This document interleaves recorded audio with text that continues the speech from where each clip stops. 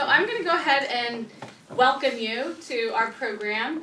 My name is Angie Grove. I'm the director here at the Ethan Allen Homestead Museum. We are a nonprofit museum that does not receive federal or state funding, which might be a good thing right now. But that does mean that I'm constantly soliciting you for your support. So this is that message once again. We do have memberships available after this program. If you would like to purchase an annual membership to our nonprofit museum, you could do so at the front desk, and Allie will help you out there. We have individual memberships, household memberships called the Homestead membership as well. And we are kicking off our annual fundraising drive. So those of you who are on our mailing list, you should expect something in the mail very soon. And if you're not on our mailing list and you would like to be, so you can show your support every year to the homestead here, please catch me on your way out the door and I can get your mailing list and add you to that. And if you're not on our email list, there's a sign-up sheet at the entrance here, so you can add your email there as well. And then lastly, there's a beautiful donation box right by the exit door. So there's lots of ways to give and support the homestead, and we really appreciate your support. Okay, I also want to thank our supporters of this program. Richard and Linda Smarg are generous supporters of our lecture series program, so thank you them for helping. Thanks. Okay, on to the announcements about our upcoming events. This is our last lecture of the calendar year, so we do not do one in December. So please don't try to come in December. It'll be cold and dark in the building. However, the grounds around here are beautiful and they're open year-round, dawn to dusk, and it's a great cross-country ski area and snowshoe area. If you haven't been, I recommend it. And then please come back to join us. Here are the dates. And I mostly say this so that it gets recorded in the film so people can write it down when they watch the recording. The next year's lecture series is January 18th, February 15th, March 15th, April 19th. That'll get us through the winter season before we open again in May and continue then. Next year, 2026, is the 250th anniversary of the Declaration of Independence and the official anniversary date of the United States of America. And so all of our programs, all of our lectures next year will all be focused on Revolutionary War and the legacy of the Revolutionary War related topics. Okay. So with that, I am now going to introduce the person who will introduce the speaker. She is a board member here at the museum, a history professor at St. Michael's College, and was recently announced, tell me the official title, but our governor recently endowed her with the title of the official Vermont historian of the American Revolution for the 250th anniversary. Yes, Dr. Alexandra Garrett.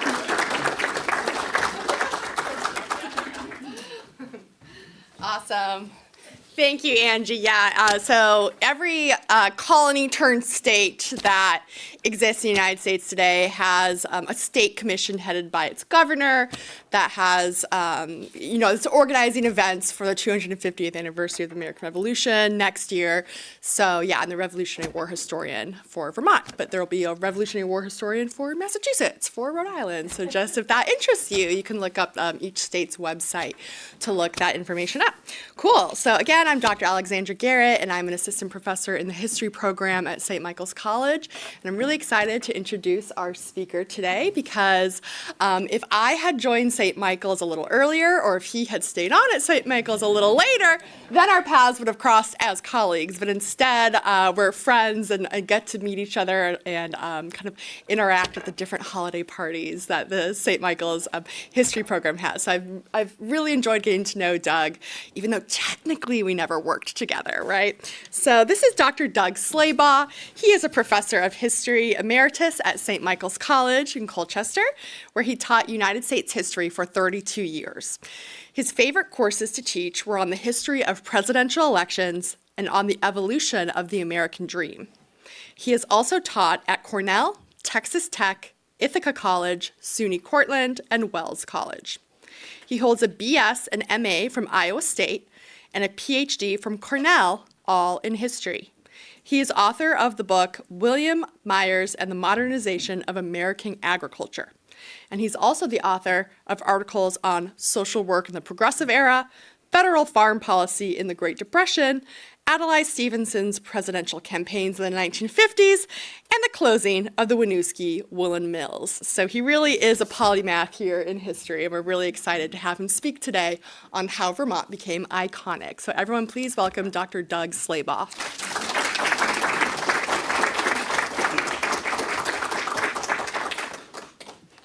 Well, thank you for coming out. I didn't know if many people would want to brave the potential snowstorm, but it looks like maybe it's holding off a little bit today. I'm going to try to avoid having too many senior moments while I'm talking, forgetting things, but you can help me out in case that happens. I wanted to mention before I get started that I am going to talk a little bit about suicide in this presentation, just so you're aware of that. Now, as Alexi said, I came to Vermont some time ago. It was in 1986, to be exact. But I had been in Vermont before that. In fact, the summer of 1967, I had been a college intern in Baltimore, working for the City Civil Rights Commission. It's called the Community Relations Commission. Very interesting experience. But I'd spent the summer there, and then I had an opportunity to go up to Williamstown, Massachusetts, late in August, to stay with a friend's family. And on that trip, we drove up Route 7 into Vermont. I remember going through Bennington and points north, and then we got off on little rural byways, and I'd never been in Vermont before, and after the sort of grit and noise and the diesel fumes of Baltimore, it was really quite a wonderful contrast to be in Vermont. It reminded me a little bit of where I grew up. I'm originally from Iowa. I grew up in a small town, agricultural. I worked on farms when I was growing up. And, Vermont reminded me a little bit of that, the small towns, farms. But Vermont was much more beautiful. It was so green. It was so lush. And I think I began to hatch the idea that maybe I might want to come back here. Maybe I might want to live here. And it took me almost 20 years, but I eventually was able to do that. And I've been here ever since and really don't plan on leaving. Now, how Vermont became iconic. I don't know if you think of Vermont as being iconic, but that's the theme I'm going to talk about. If you've been in Vermont all your lives, maybe you take it for granted. Maybe it doesn't seem so special. But I do have the perspective of somebody who comes in as a flatlander, an outsider, and maybe that makes it more special to me. But I think there are reasons to think of Vermont as a very special place, and that's kind of what I want to talk about today. It wasn't always special. That's how we're going to get started, thinking about Vermont as a place that people didn't want to be in particularly. It wasn't an inviting Ethan Allen place. rolling in his grave. Yeah. Oh, well. Our whole goal here is to kind of undermine Ethan's legend, isn't it? So I'm helping to do that. So anyway, we're going to begin in 1900. And our focus today really is going to be on the 20th century, roughly 1900 to 2000. I will be saying some things about the 19th century and at the end maybe a little bit about more recent times. But we'll start around 1900. I wanted to show these population statistics. This is from the U.S. Census in 1900, actually, to show how Vermont compares with the other New England states. We often compare Vermont with these states. And I think in the relative position of these states in terms of population is still roughly the same. They've obviously grown. Vermont was in last place. Vermont was the smallest. What was maybe particularly interesting about this fact then was that Vermont basically wasn't growing.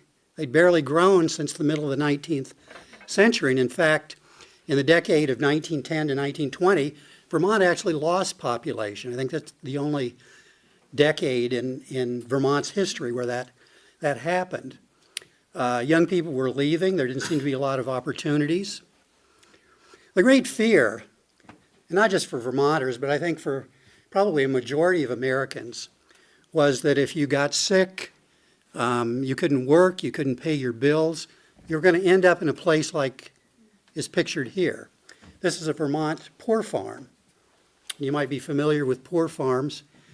There are poor farm roads all over the place, but there were really actually existing buildings that were poor farms, and they had grounds, and often the residents there had to work to, like raise food for themselves. Poor farms were intended for people who couldn't support themselves, basically. So old they couldn't work anymore. Maybe unmarried women with young children might end up there. Somebody with a severe disability might end up there. But it was not a happy place. You tended to look down on these people. There was always the kind of lingering feeling among most people who are not in the poor farms that maybe you deserved to be there. Maybe God was punishing you. Maybe you were somebody who didn't want to work. You were lazy. It was like the worst possible place that you could imagine ending up. And I think for a lot of Vermonters, even though the great majority, of course, never ended up in the poor farm, there was a fear that they were close to that. They were just scraping by. They were just managing, but just barely. People were leaving Vermont. All kinds of people. I wanted to show you a few of the more famous ones who were leaving Vermont. If we take a look at the man who's pictured on the upper left, does anybody know who this is? Stevens? Thaddeus? No. He was born in Rutland in 1804. As a teenager, he moved up to Middlebury. John Deere. It's John Deere. He, was a blacksmith. He decides he's going to move out west where there might be more opportunities. He ends up in Moline, Illinois, on the banks of the Mississippi, and of course, he starts his famous farm implement company. What about the man next to him in the middle? Joseph Smith, Joseph Smith. What do you know about Joseph Smith? the prophet of the Church of Jesus Christ of Latter-day Saints. Okay. In Sharon. Born in Sharon, 1805. The Mormons actually operate a little museum down there, which is really kind of an interesting place to go to. I would recommend that you do that if you have an opportunity. The reason we don't have a photograph of him is he was murdered in the 1840s. Mormons were always a controversial sect, certainly in the 19th century, and more so once they adopted polygamy. Smith would be killed in a little place called Nauvoo, Illinois. I remember going there as a teenager. And fortunately for the Mormons, his lieutenant, Brigham Young, was there to take over the movement and lead Mormons out to the wilds of Utah. Brigham Young, by the way, was also born in Vermont. What about the man on the right in the upper row? Stephen Douglas. Stephen A. Douglas.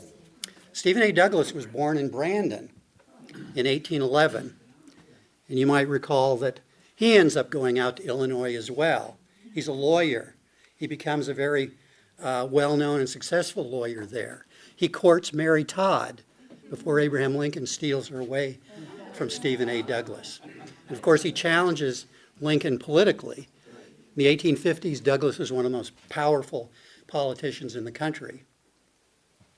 What about the guy pictured on the lower left? Okay, Chester Arthur. You do know something about Vermont history. Born in Fairfield, 1829. lived in Heinsberg for a time as a child. One of my former colleagues in the history department at St. Michael's lives in the house next to where Arthur lived as a child. They love to argue that it was actually born in Canada. Yeah, there are rumors. It sounds like something the Democrats would have put together to try to keep him from ever becoming president. But he moves to New York, becomes a leading figure in the Republican Party there, rises to the vice presidency, and when Garfield was assassinated, he becomes president. And I guess I don't have to ask you who this remaining figure is. You can't be a real Vermonter unless you know Calvin Coolidge. Born July 4th, 1872, Plymouth Notch.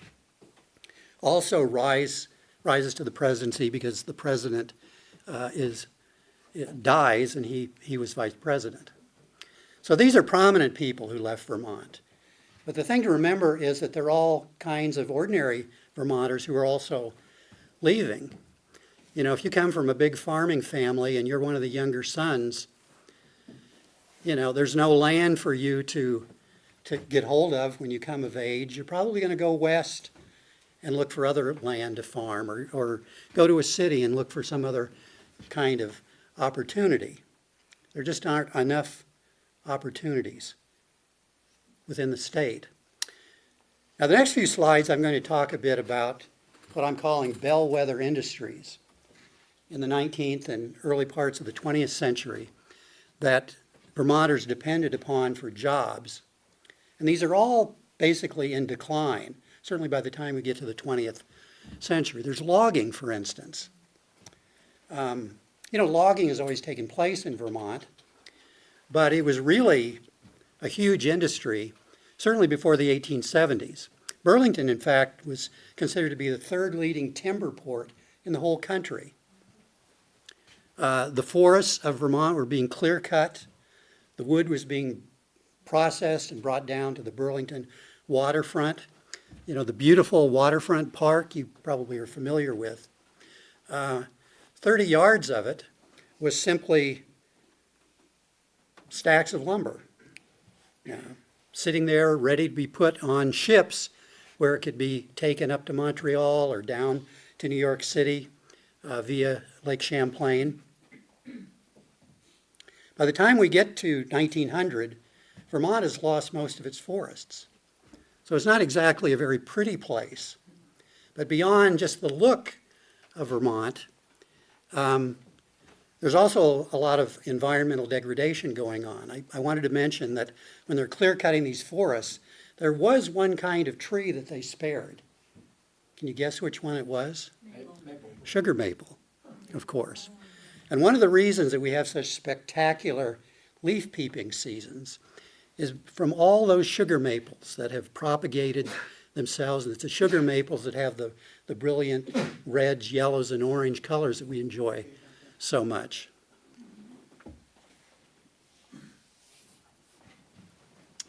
Just to pick up on the kind of environmental damage that was going on.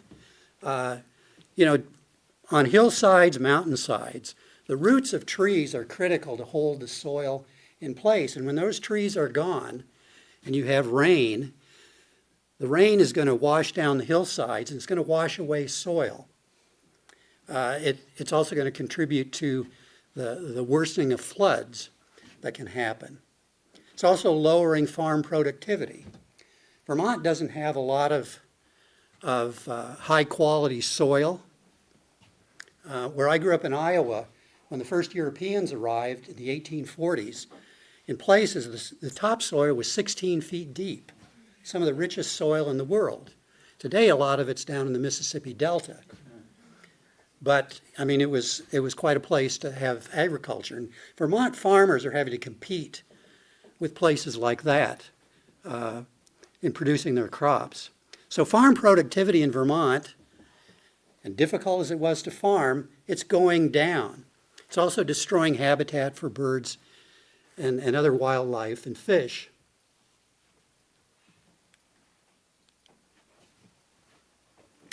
Well, farming was under stress just from this environmental damage. But farming had been in a long decline. probably the peak of farming in Vermont was before the Civil War. From around 1810 to 1840, there was a craze for wool for merino sheep. Merino sheep originally came from Spain. They have a very fine, silky kind of wool that was greatly in demand, not just in the United States, but in Europe and other places. And Vermonters really kind of led the way in producing these sheep. If you go down to, what's the museum? Rokeby. You can still see some of the buildings that were used to care for these merino sheep. Eventually, of course, farmers in other parts of the country, they want in on the merino sheep demand, and they start producing them, and Vermonters can't compete. But when they did, Addison County actually had more sheep being produced than any other county in the United States for a time.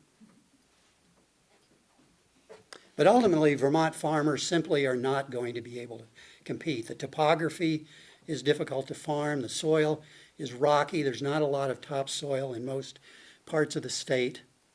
And so what we see happening by the end of the 19th century is a shift to dairy farming. This is happening all over the country, by the way, as different regions are beginning to specialize.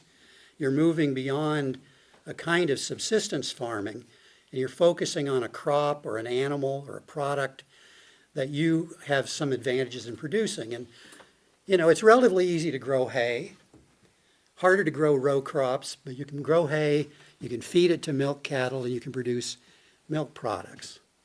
So that's what Vermonters are trying to do. But steadily, more and more farmers are selling out, going out of business. And that continues right up until the present day. One of the disadvantages of farming in Vermont is the rocky soil. But, some of those rocks have a value. There's stone that you can take out of the ground, and people want it. Vermont marble was certainly something that was very much in demand. In fact, Rutland County, during much of the 19th century, was producing more marble than anywhere else in the United States. And it was being used to make a lot of important public buildings. Rutland County, and in particular Proctor, is where most of this marble was being quarried. Redfield Proctor, who founded the company, very prominent Vermonter, governor, senator, Secretary of War at one time. He was Secretary of War when they created Fort Ethan Allen over in Colchester and Essex Junction. Marble kind of peaked in demand around the time of World War I, used for gravestones, for war memorials, that kind of thing. But by the 1920s, the demand for marble is dropping, and people are more interested in granite, which, of course, for Vermont, it's helpful that, the great granite producing area is around Barre. So Barre really is coming into its own about this time, and Vermont granite is being used in a lot of important buildings. And I've mentioned a couple of things where it was used. After World War II, though, the demand for granite or other kinds of building stone really begins to drop off. People are looking to build taller buildings, even skyscrapers. Now, you can't really use stone to build, like a 100-story building. The engineering problems of doing that are just overwhelming. You have to use steel and concrete, and that's what modern buildings tend to be built of. You can, the lower floors you might be able to get away with using stone, but otherwise it's not going to work very well. Another important industry was textile manufacturing. And all the northeastern states at one time had a textile industry. This was like the original industry in many other places, going back even to before the American Revolution, but certainly enduring for some time. textile production in places like the Burlington Cotton Mill and the Winooski Woolen Mill began around the time of the Civil War or just before that. Production would peak during World War II. Burlington Woolen Mill, for instance, was producing a lot of the uniforms for the American military. But when the war ended and government contracts ended, demand dropped. The mills were no longer particularly profitable. Mill owners were concerned about the costs of running these mills, particularly in the winter when heating costs were high. The fact that there were unions here trying to represent the workers was also something the management wanted to avoid. And so beginning in the 1850s, most of these mills end up going to the southern states, and eventually, of course, they go abroad. One of the downsides of these mills, I wanted to show you with this particular photograph. This is a picture of a little girl working in the Winooski Woolen Mill. It was taken by the great muckraking photojournalist Lewis Hine. Lewis Hine was very interested in documenting the way children were used to work in these very demanding jobs in coal mines and factories. He had to sneak into the woolen mill to take this and a few other pictures. He wanted to show, what these children were dealing with. And children in a mill like this were in demand because, if the works got jammed up, these little kids with their skinny arms and little hands could reach in there and get stuff unstuck. Of course, it was very dangerous. You could end up losing a hand or even an arm, perhaps. And we need to keep in mind that even if they were going to school, they probably weren't in a great condition to get a lot out of the education that was being offered to them. Which leads to saying a little bit about education in Vermont by the early 20th century. We're nostalgic about the old one-room schoolhouse, and I'm nostalgic about it. My parents both went to one-room schoolhouses. My grandmother taught in one into the 1950s. But it's not the greatest place to get an education. It's what people had. It's what they thought they could afford. I don't want you to get the impression that Vermonters were anti-education, because they certainly were not. But, Vermonters tended to be very frugal. They didn't have a lot of money. They wanted to keep costs to a minimum. So one teacher for a small group of students in a single room, that was about what they thought they could manage. But Vermont had a history for many years of really barely funding their public schools. And it was similar for higher education. The University of Vermont has always been really right at the bottom of states supporting their state university, which is one reason that UVM is actually kind of a quasi-private institution. They're very dependent on private donations to keep operating. The state has chosen not to do any more than it has. They do more than they used to. But the upshot of all this is that Vermont has a population that's not particularly educated. They're educated maybe well for the early part of the 19th century. But as the economy becomes more sophisticated, and as the demand for workers who have more skills grows, Vermont's not really at the cutting edge. Why would you want to have a modern industry in Vermont if you can't find educated people to work in it? Now, as early as the 19th century, there was some talk of trying to revive the economy through tourism. 19th century, it was very popular for places that had mineral springs to create a spa, a resort where wealthy people could come and relax and take the waters. And, in this time before medicine was particularly advanced, this would be a way of treating all kinds of possible illnesses, rheumatism, for instance, migraines. most of these mineral springs kind of died out. They couldn't compete with mineral springs, say, in New Hampshire or the Adirondacks, which were better funded. They had more spectacular scenery. And so one of the few 19th century resorts that did persist was the one pictured here. This is Mount Philo. Some of you have probably been to Mount Philo. Mount Philo Inn at its foot is still there, operating, but I don't think they ever made a whole lot of money. But it's a beautiful place. If you haven't been there, I'd recommend that you do that. Now here's a man, I don't know if you're aware of him. He's essentially forgotten today, but he's somebody, if you're interested in Vermont, you should know something about Joseph Battelle. He was from Middlebury, from a wealthy family. He became a major philanthropist.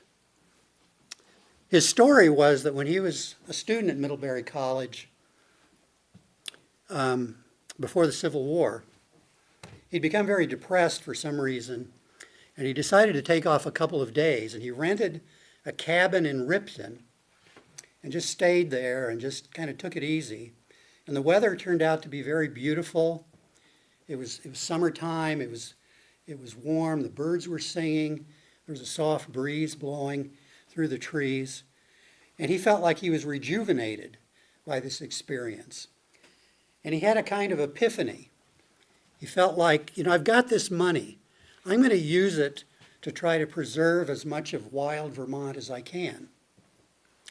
And that's exactly what he did. He would end up buying up much of the central spine of the Green Mountains to be used for conservation and recreation. He donated some of it to Middlebury. Breadloaf Mountain, the Snow Bowl came from him. Camel's Hump was donated to the state. A lot of this land ended up being key parts of the Vermont National Forest and also a place where the Long Trail could operate. I want to show you a quote from Battelle, which gives his philosophy.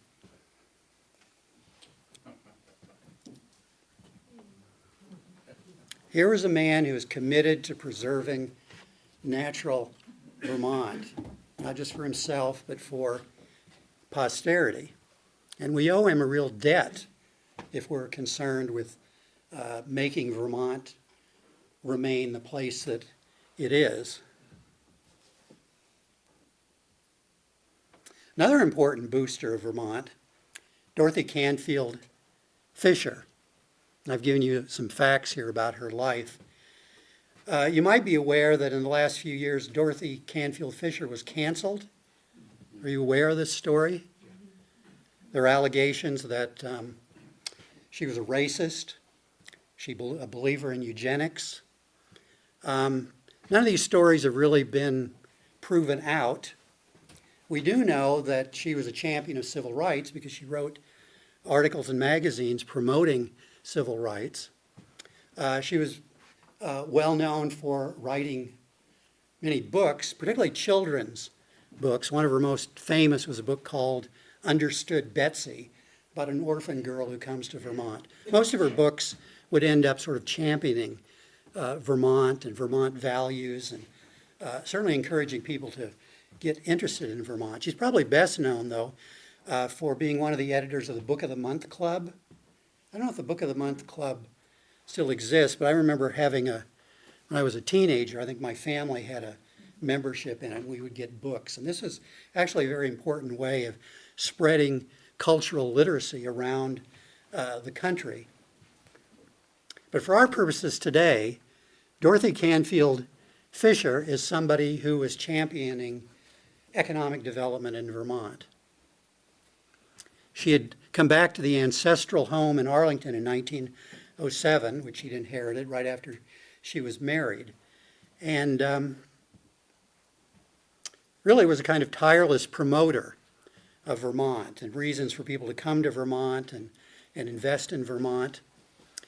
At one point, I think this was in the 1930s, she wrote a rather charming comic play called Tourists accommodated.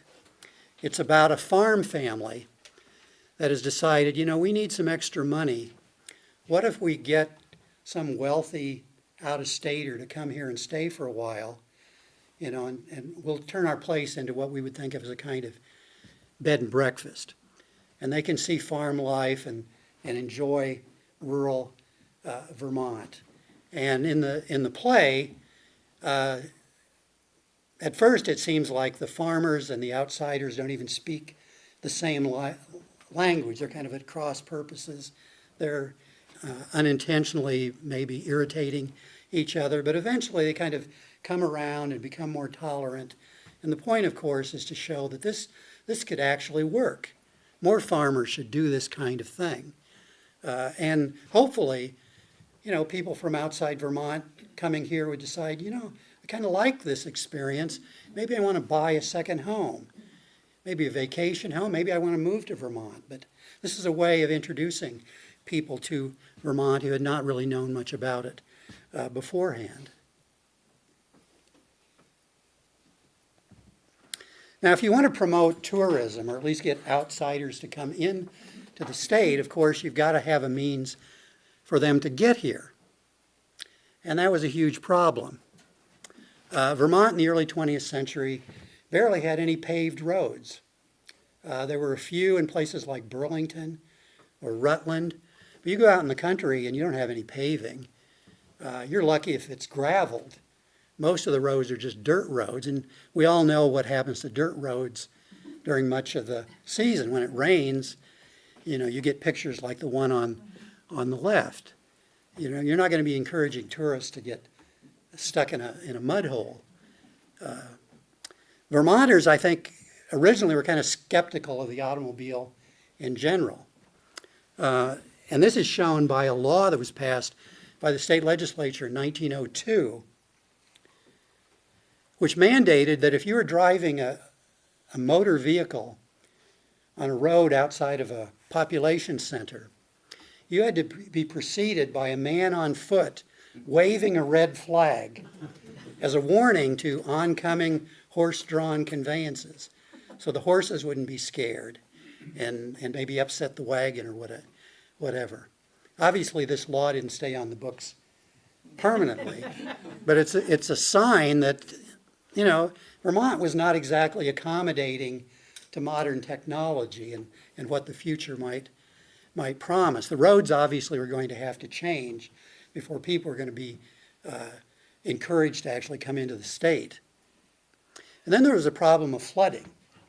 Now, unfortunately, the last few years we've become all too aware of what it can be like in a town situated in a narrow river valley when there's heavy rainfall. You have disasters. In 1927, the state has a great disaster, which I think, you know, as terrible as the floods were recently, the 1927 flood may have been worse. The state was essentially cut off from the rest of the world for several weeks at a time. Hundreds of miles of bridges were washed out, including railroad bridges. Roads were undermined. The picture on the right, can anybody recognize where that was taken? It's not very far from here. The men in the picture are actually standing on the Burlington side of the river,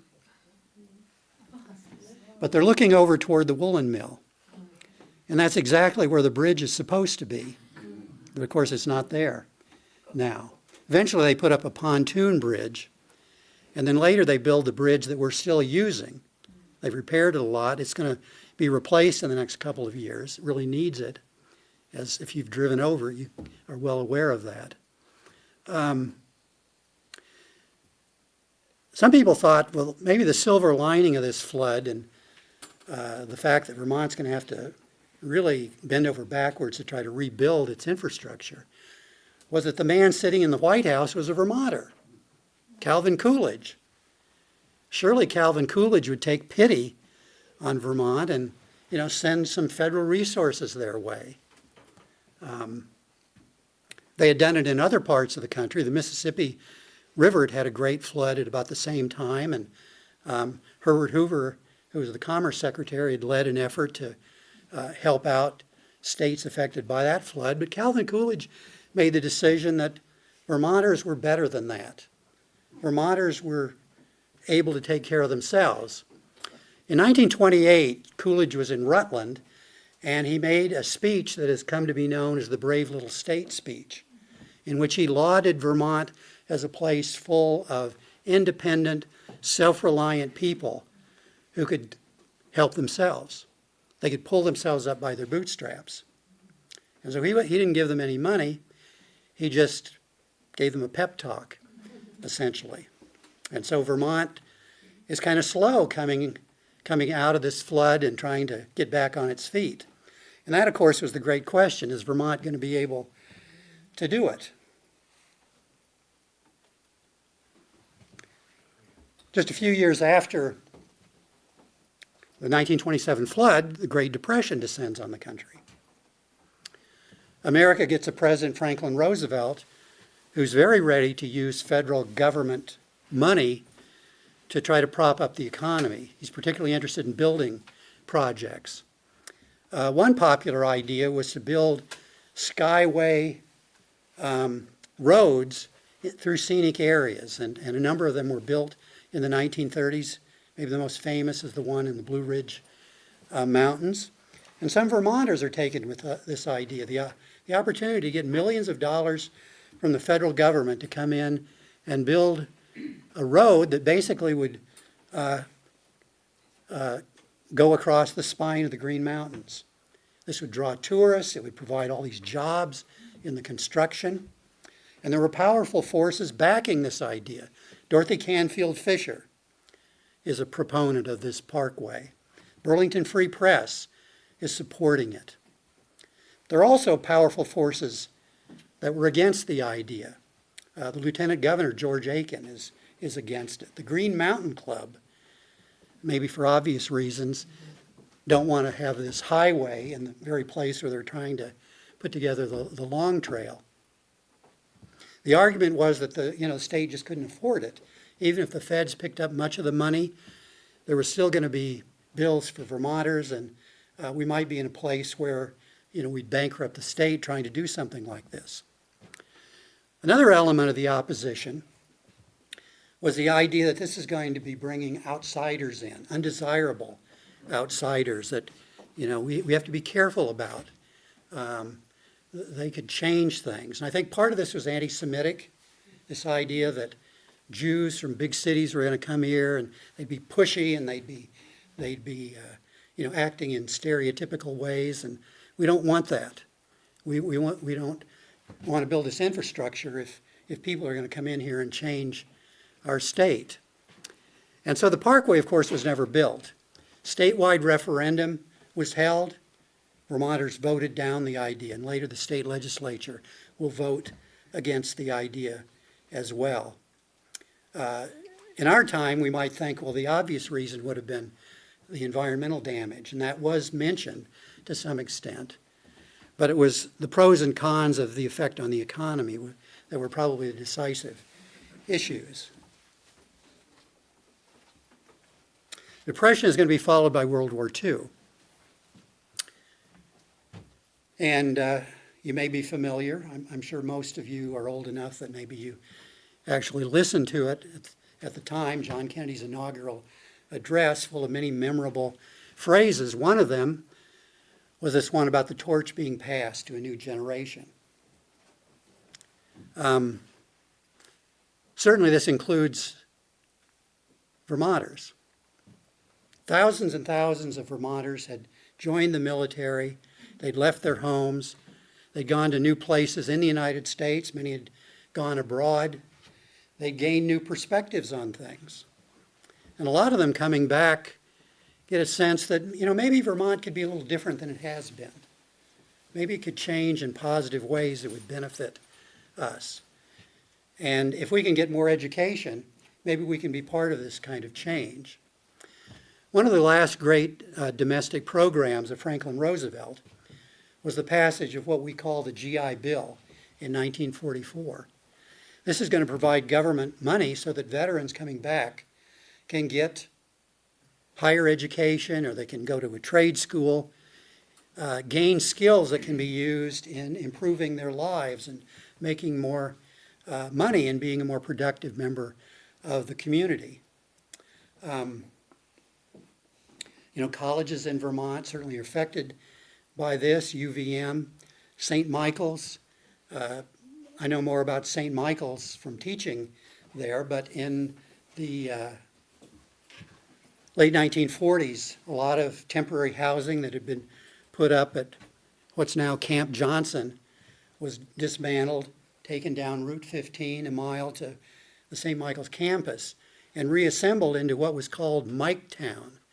This was housing for these veterans, and in some cases they were married, so they were staying there too. And I think the student body at St. Michael's basically doubled and more because of these returning GIs. And it was similar at UVM, and in fact at colleges and universities around the country. This new generation is going to have an important effect on changes that are going to take place in Vermont after the war. Certainly Vermont's politics are going to liberalize. Vermont had been a famously Republican state ever since the Republican Party was formed in the 1850s. Vermont had not elected a Democrat as governor since before the Civil War until this man, Philip Hoff, was elected in 1962. Vermont had never had a Democratic senator until Pat Leahy was elected in 1974. But things were changing. Part of the reason for this change was a major Supreme Court decision, Reynolds versus Sims, not widely known today perhaps, but what Reynolds versus Sims did was to democratize state legislative bodies. In the Vermont Constitution, there was a provision that the lower house of the legislature would be represented by one member from every town. In the 18th century, this perhaps made a certain amount of sense because the size of towns was not drastically different from each other. But eventually that changes. Before the Vermont legislature has to change, the representative from Burlington in the Vermont State House was one, and the smallest hamlet in some out-of-the-way corner of Vermont was also one. So there's this very undemocratic kind of political system. That all changes in the 60s. The upshot is that, cities, to the extent Vermont has cities, Burlington, Rutland, for instance, they're going to gain more political power compared with rural parts of the state. This electorate tends to be more liberal. They tend to be more democratic, and this makes it possible for Democrats to begin to make some inroads. Phil Hoff was quite popular in the 60s, often compared to JFK. He was a World War II veteran. He'd been on a submarine in the Pacific during the war. He was handsome. He was also a promoter of human rights, making Vermont a more egalitarian society. He was succeeded by a man who was not part of the greatest generation. Dean C. Davis, who was a Republican, was actually born in 1900. He was old enough to be Phil Hoff's father. But he was a moderate Republican, which is a term we don't hear much about today. Phil Scott is kind of out of the ordinary. He is a more moderate Republican. But traditionally, Vermont, which had kind of a one-party system, had saw the Republicans kind of divided between very conservative people and those who were more moderate. And Dean Davis was one of the more moderate ones. He was also a strong environmentalist and dedicated his 2 terms in the State House as somebody who wanted to protect the environment. One of the important things that Phil Hoff certainly did to promote environmentalism was to back a ban on billboards. The campaign against billboards had been going on for a long time. This particular picture is actually a piece of propaganda used by those opposed to billboards in the 1930s. There were a number of bills that were proposed in the legislature that were voted down over decades. But finally, in 1968, the ban was put into place. There was strong opposition. There was the idea that, it's just un-American to tell somebody how they can use their property. If they want to put a billboard up on their land, that should be their right. There was also the argument that this would confuse tourists. We're trying to attract tourists, but, how are they going to know where to go to get a room to stay or where to eat? That would be a problem. The bill passed because of a compromise the state made by which they put up those little directional signs that we're all familiar with, showing where people could go. And so that was enough to get this bill passed. And it turned out to be a huge plus for tourism. And if you live in Vermont, I guess, you kind of take it for granted there aren't billboards around. But certainly if you're coming from a place, where there are billboards everywhere, it's kind of a shock to drive into Vermont and suddenly no billboards. The scenery isn't being obscured for that reason. Other environmental protections that are being put forward about this time. This is under Davis. You're all familiar with Act 250, passed in 1970. It was a response to the pressure to develop more and more Vermont land. Davis didn't want Vermont to turn into New Jersey. That was always one of the lingering fears that was going to happen. The law set up a quasi-judicial process for deciding whether development could take place. It's always been a controversial law. There have been countless efforts to reform it. Recently it was changed in some significant ways. We're still trying to figure out exactly how that's going to work, but it's certainly been blamed for the lack of affordable housing in the state. It's clear that the law perhaps went too far, but it also helped ensure that Vermont would have the kind of open spaces and scenic vistas that it does have today. And then finally, I wanted to say something about the bottle bill in 1973. It's the reason that we pay to recycle cans and bottles containing beverages. You can get your money back that you have to pay to recycle, but typically most people don't try to get it back, and what happens is the state is supposed to get it for clean water programs. I don't know how successful the bottle bill has been. Some people have always been interested in trying to repeal it. Others want to raise the fee for it, but it's still there. And, it probably makes some difference, although if it had worked as hoped, maybe we wouldn't need something like Green Up Day in the spring. I mean, obviously people are still doing a fair amount of littering. Now, as I said before, if Vermont was going to attract tourists as a way of reviving the economy, they're going to have to do something about roads. In 1958, the Interstate Highway Act would be passed under the Eisenhower administration. The impetus behind this act was the Senate Majority Leader, future President Lyndon Johnson. Now, Johnson was a master political operator. One of the ways he got this bill passed was by ensuring that he'd get support from every senator and congressman by mandating that every state in the country, whether they needed it or not, was going to get an interstate highway. And I've been in Hawaii and on Oahu, driving on their interstate highway, and it seems kind of unnecessary, but it's there. And of course, Vermont is going to get some too. By this point, I think Vermonters had reached the stage where they didn't want to reject federal money. They wanted to improve their infrastructure. The decision is made, we're not going to build a big highway on the spine of the Green Mountains. We're going to put these highways in places where it'll be more politically palatable, in river valleys. So I-91 be built along the Connecticut River Valley, I-89 largely along the Winooski River Valley. On the left, you can see a picture of some of the early construction on I-91.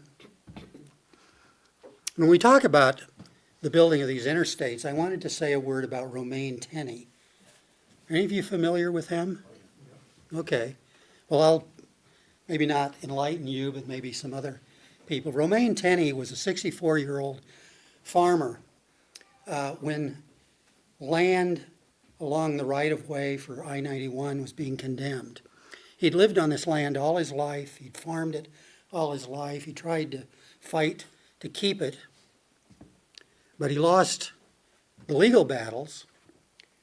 And although his neighbors reluctantly were selling their land and leaving, Romain Tenney simply couldn't bear the idea of that happening.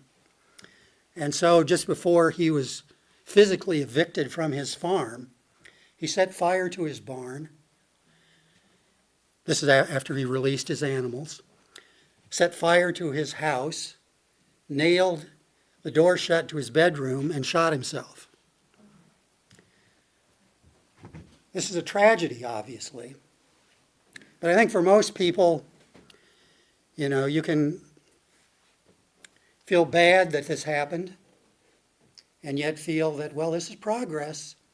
This is what has to happen if we're going to progress as a community, as a state. We needed this highway to be built. But it also is a sign of what has been lost. Vermont certainly has changed. The old Vermont is disappearing. Romain Tenney could not live with the thought that he couldn't stay on this land. During this period, Vermont is also getting a first-class airport. It would take a long time. First planes coming into Vermont tended to land on the parade ground at Fort Ethan Allen. If you've driven by the fort on Route 15, you'll notice that big park there. Colchester and Essex Junction now use it as a park, and you'll see kids playing sports there during the fall and spring. In the 1920s, the mail plane to the Burlington area would come in and land in that spot, in that parade ground. It's hardly an ideal place for a landing strip. You're just landing on grass, and if the weather was bad, and I think in the winter the mail was obviously going to be delayed. By the 1930s, they began to put together what eventually becomes the airport that we know, the Burlington Airport. It's in South Burlington. It's called the Burlington Airport. The picture here is from a postcard in the 1940s, showing what the airport looked at about that time. Okay. Winding up.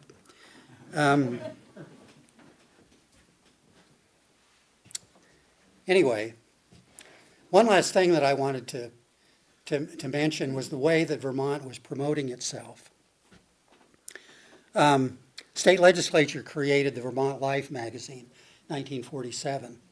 And this actually was, I think, a fairly effective way of telling people about Vermont in a very positive way, getting them to come here, and basically contrasting Vermont in a very positive way with the outside world, which wasn't that positive. You wanted to get away from it. Vermont could be a kind of respite. And I think it was something that was passed out to tourists, mailed to them, and was very important in encouraging tourists. I'm not going to say too much about skiing, but obviously we all know the development of the skiing industry. Pioneering work in Stowe is going to be a very important stimulus for tourism into Vermont. And just two more things. The story is that Tom Watson Jr., the head of IBM, was a ski enthusiast who started going to Stowe in the 1940s, liked it so much, was so impressed with the work ethic of the people, that he decided that because he needed to site a new facility to manufacture computer chips, that he was going to put it in Vermont, which he did. And his love for Stowe and skiing there was so well known that he ends up with his family on the cover of Sports Illustrated.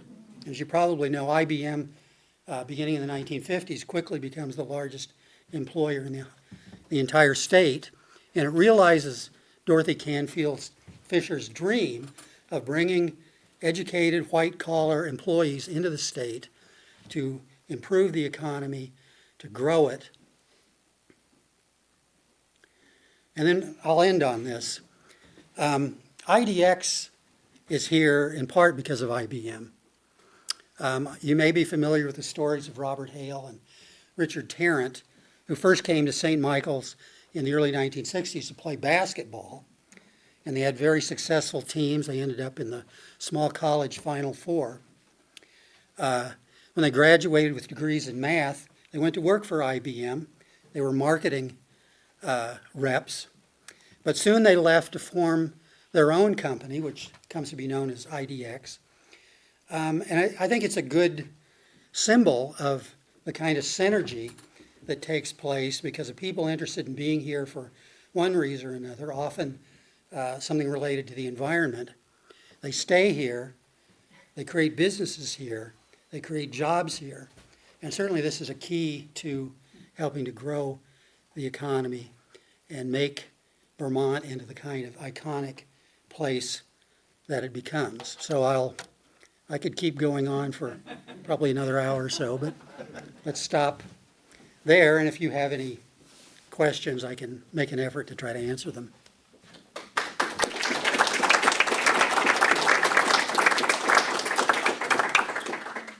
So Doug, I know you had two more slides. You want to briefly show them? Well, not really. Okay. One of them, I'll just say, one of them just lists some places that, since the late. Because it brings us to the modern time period. To all things that everyone in this room can definitely relate to. These are all things that have helped make Vermont a tourist destination. The last one is really just kind of a downer. I don't know if you want to see it, but in the last few years, we're well aware that Vermont has certainly had some problems. And Vermont's pristine image has taken a few hits in the last few years. And I think we all wonder, well, are we going to sort of transcend this? Are we going to be able to make things better? I remember, during COVID, my wife and I didn't go down to downtown Burlington to Church Street for a couple of years, actually. And we did go down, we started noticing all this graffiti on everything. And there was that huge hole in the ground, where the indoor mall had been. Church Street is still a pretty vibrant place. It's not quite as nice as it was, say, 30 years ago. But my feeling, certainly from putting this talk together, was that, Vermont has changed in a lot of positive ways. And it's because we've had people here who were not just brave, like Calvin Coolidge said we were, and we are, but people who were dreamers, people who had ideas, and they had the energy to try to put them into effect. And so I have hope that Vermont is going to get into a better place over time, that we shouldn't get too depressed about the way things are, that there are always going to be problems. But I do feel like we do have the resources to make the best of things and to improve. Yeah. Doug, it's not a business and it's not an attraction, but what role do you think Bernie has played in sort of Vermont's sort of panache and reputation? Well, Bernie was mayor when the waterfront development was happening. And certainly, there was big pressure just to sell this land off to private developers and put up hotels or even private homes down there. And the fact that we have this wonderful public space with the Eco Center and the boathouse and the bike path, if that wasn't there, Burlington certainly wouldn't be as beautiful and vibrant a place as it is, and that was certainly one of his contributions. Yeah.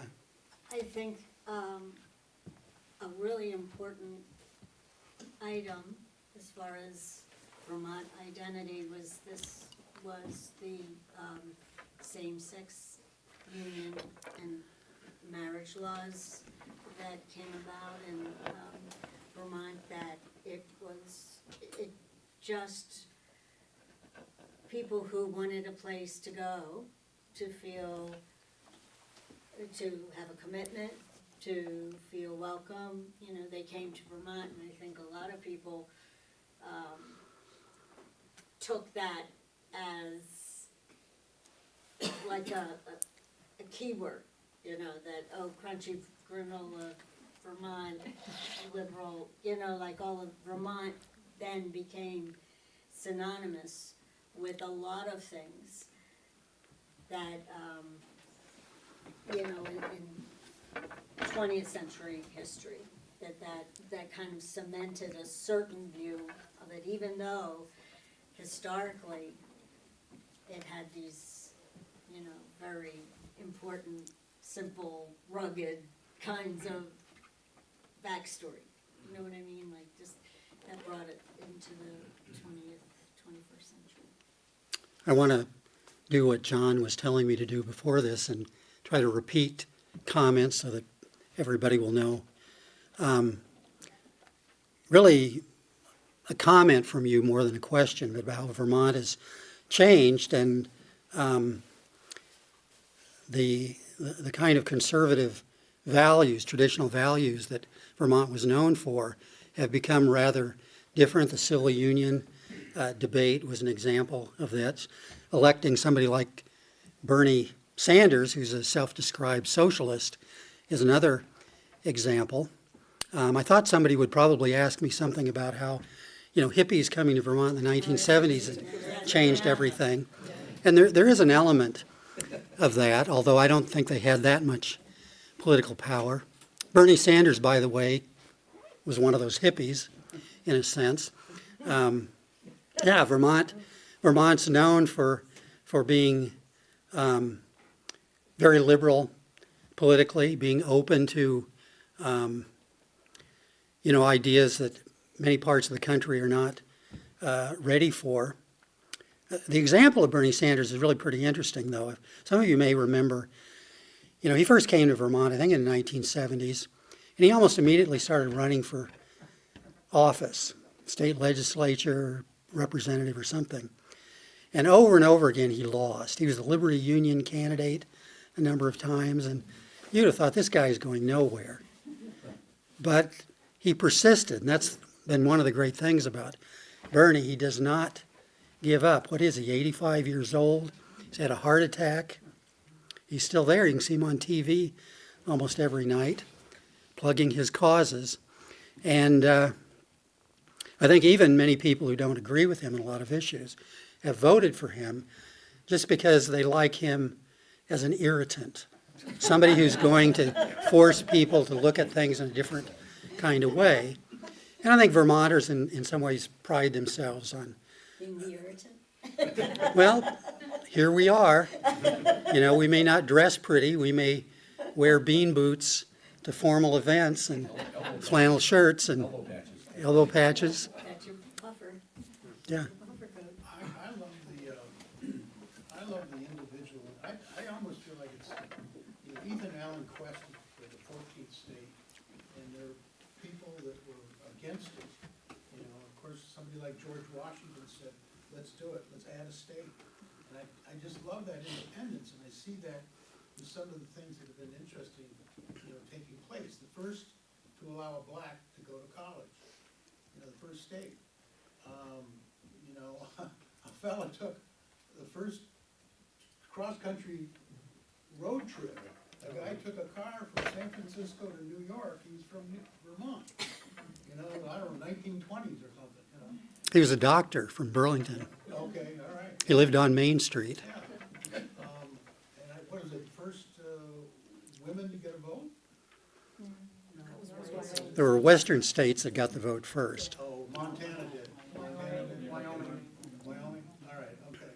All right, but, you know, there's some interesting individual things that have taken place, and I think you see that, you know, sure, I could go to Iowa, or I could go to your state, I could go to Minnesota, there's probably something unique there too, but I just find it's kind of very interesting. I almost feel like it's something that Ethan Allen kind of suggested. Anyway. It's really tangential to what we're talking about, but Vermont as an icon shows up in Japan. When I visited there and said I was from Vermont, people immediately said, Vermont curry.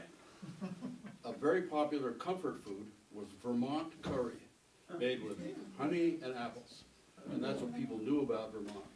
And that A quintessential Vermont food. As long as it's got maple syrup, it's okay. You actually opened the door to my question, so one thing about Vermont is that obviously we export the fact that we have maple, and so we have to the point where Vermont has its own standard of grading maple syrup. So earlier you alluded to like one species of tree, the sugar maple, being spared in the logging stuff. When did Vermont start realizing, let's try marketing this outside of, let's try making it a thing and try to put fake syrups out of business? I don't know when it started exactly. I know that certainly by the time I got here in the 1980s, it was happening, and companies were being sued for, you know, being out of state and producing something that they called Vermont made. So that's certainly an important part of the story. We're very protective of our brand. Vermont has become literally a brand in a way that few states actually are. People hear the word Vermont and they think, you know, it must be better quality, it must be pure, it's not going to make me sick if I eat it. That's not always true, but you know, that's what we want to think, what people want to think. It certainly has been an important way of promoting the idea of Vermont as a unique place. Two questions. One is, in movies and televisions, there have been jokes about Vermont, and one of my questions is, now, how does the rest of the country view Vermont? And secondly, I went to Utah State University and completed my master's thesis on a suburban sprawl prediction for Chittenden County, Vermont. And I wondered how you think Vermont's going to fare in the next 10, 20 years. Well, this is about kind of attitudes about Vermont and how Vermont uses its land, our land use patterns. I think we, you know, in some ways are ahead of the curve in at least being conscious of trying to preserve open spaces. A lot of places basically have given up. In Vermont, we've created problems for ourselves with housing, with the regulations that are needed to, you need to meet in order to build new developments. And certainly, you know, outsiders, I think, can look askance like, you know, these people have these weird ideas, and instead of just sort of, you know, thinking about them and discarding them like normal people would, they actually try to put them into practice. And they're so impractical. And some ideas may be impractical, but I think the consequence has been that we have largely protected our environment in a way that many states have not, have continued to make Vermont an attractive place to go to. And I think, you know, with climate change and with growing demands on our resources, it would seem logical that eventually Vermont is going to be a place that people are going to want to come to even more, maybe to escape other things. Unfortunately, we learned with our flooding that Vermont is not disaster-proof. We can still have disasters as well, although maybe not quite as bad as many other places. So I think it's a good thing to try to preserve Vermont's image. People may make fun of it, but they may be coming here eventually to escape the problems where they live. Yeah. To your maple sugaring point, local author Willard Stern Randall would tell you in his book, Forgotten Americans, that we have Thomas Jefferson to thank for the maple sugar industry. He and James Madison got in a coach during the recess of Congress in 1789 or 1790, whatever year it was. They came up to cannonball through New England for as long as they could go before Congress reconvened in Philadelphia. And they came up here, and of course, Thomas Jefferson, how he ended up in a book called Forgotten Americans is, God only knows that. But he being the naturalist and monumental man that he is, and so well versed in everything, Renaissance man, he had heard about maple syrup, maple sugaring, that the Vermont white natives had learned from the true natives of Vermont, and he thought that it could be used against the British. That because we drank so much tea, just like the Brits, that we imported, famously, Boston Tea Party, all that stuff, we also paid very high taxes and very high prices for sugar. And he thought the maple industry could be developed to provide a sweetener for tea as an alternative to the high-priced and highly taxed imported sugar from Britain. Yeah, this is in regard to Thomas Jefferson's role in promoting the maple syrup industry. It is true that he and Madison did come up to New England. There's some dispute as to whether he actually got to Vermont or stayed here very long. But if you go down to Chimney Point on the lake across from Crown Point, right by the Champlain Bridge, there's a little museum there where allegedly Madison and Jefferson stayed when they came across the lake to Vermont. Doug, there are numerous hands still up, but we are already 15 minutes over time. So I was wondering if you would be willing to stick around so that those who still have questions would be able to come up and chat with you a little bit more still? Sure. Okay, fabulous. Could everyone please help me thanking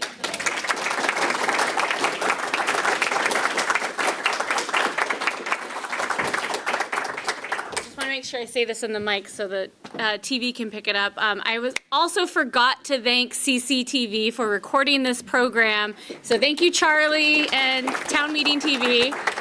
And also thank you to Leah and Chris up here in the front row who provided the wonderful refreshments today as well. So please take some refreshments on your way out the door.